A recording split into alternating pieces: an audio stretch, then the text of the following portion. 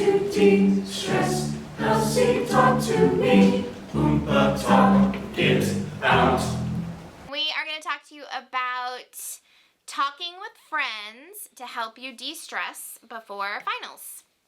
So just to give you some background real quick, stress can affect some big stuff. It can affect how your body works, it affects how you behave, it affects how you think, and even how we feel. So some feelings associated with stress would be things like sadness and anger, annoyance, sometimes panic, low interest in things that you found interested in before, and worry or hopelessness. So those are some big things that you can find within yourself when you are affected by stress.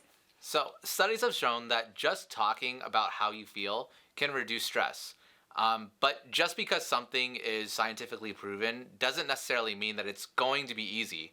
For a lot of people, talking about how you feel can make you feel very vulnerable and even uncomfortable. A lot of times because you're not really sure what you're experiencing or you don't know how to communicate it. So there are some factors that influence internal and external stressors. So when you think internal, think things that are going on within us. When you think external, things that are outside, that have factors that we have no control over. So things that are influences can be who we are, like our personality, how we learn, what we choose to do and how we choose to react to what happens in our lives, how we take care of ourselves physically, emotionally, and then also how we even speak to ourselves. So when we are facing stress, are we saying things like, there's no way I can get, through this, or, taking a minute and saying, I can do this, I've got this. So lots of different factors that can influence both internal and external stress. So some internal stresses. So negative self-talk. This is something that we pay attention to a lot as counselors, is that self-talk. It's those words that are happening inside your brain. So if you are expecting the worst or you're always being negative inside your brain to yourself, that is going to cause you stress. Something else called mind traps. So having unrealistic expectations, taking everything personally. So anything someone says or does, you take very personally, or an all or nothing black and white type of thinking. It has to be this or this. There's no compromise. So those are what we call mind traps. Another thing is lifestyle choices, just like I said before. Not getting enough sleep or not exercising, having a poor diet, too much TV, online stuff, phone stuff, TikTok, that kind of stuff can definitely affect you and how high your stress level is. And then also personality type. So if you have a personality type that's not very open-minded, not a team player, or you're always people-pleasing, that can cause a lot of stress for you as well. So external stressors. So these can be things, remember, that are outside of our control. So daily hassles, forgetting, traffic, losing stuff, homework. Yep, that's me. Sorry. Your physical environment. So if it's too noisy, if it's too hot, if it's too cold, feeling stuck, those things, those can also be stressors. Organizational rules. So if you're part of a team, if you're part of a school, if you're part of sports, if you're following certain rules, sometimes those can cause stressors because you have to remember all of those. There's social external stressors, so dealing with people who are being rude, people who aren't listening, disagreements, or feeling lonely. Those can also be stressful. And ultimately, major life events. So things like moving, death in the family, changes within your family, those can also cause major external stressors for you. Back to kind of like just dealing with all this and learning how to just talk with people about it. And there's really kind of no simple one way to do this, but here's a couple of steps to help you out. To start with, just start talking. Even if you're not quite sure what you're feeling, once you kind of start putting into words what you're experiencing, a lot of times the feelings are gonna follow and it just becomes a lot easier and starts to flow a lot more smoothly.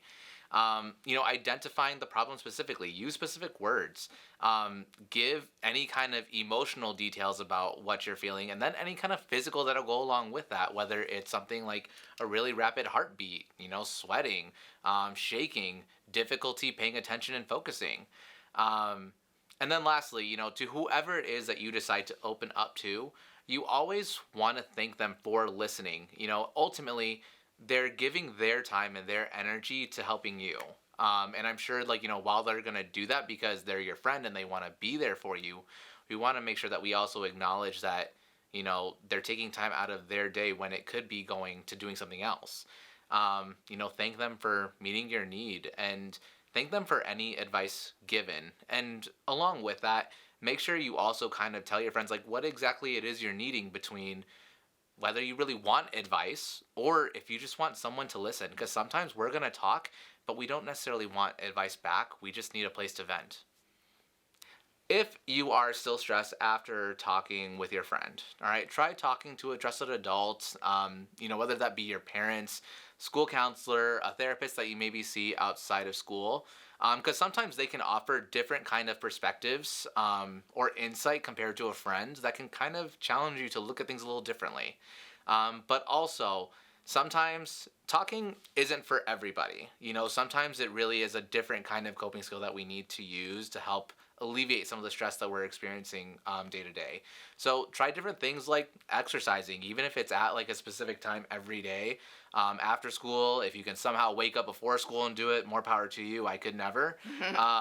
If you're more of the creative type, try different kinds of artwork or, writing poetry, listen to music, journal your feelings, and read that back to yourself. Because sometimes when you write something and you read it back later, you realize something that you didn't quite catch before. Journaling is the number one activity. For sure. For stress. Or, even try doing activities that you enjoy. If you're an outdoorsy kind of a person, go for a hike. Or if you're maybe the kind of person that likes to ride a bike, skateboard, rollerblade, whatever that looks like. But also maybe even feeding some friendships, spend time with people. Because sometimes that can kind of take us out of that headspace where that kind of all or nothing thinking, where either everything is really, really good or it's really, really not. And we can kind of give ourselves a half glass full kind of perspective. So we just want to say thank you for taking the time to listen, and we hope that you are able to use some of these de-stressors for your final, and then also have a good 2 weeks to also de-stress before we come back second semester. For sure. So good luck, guys. Take it easy.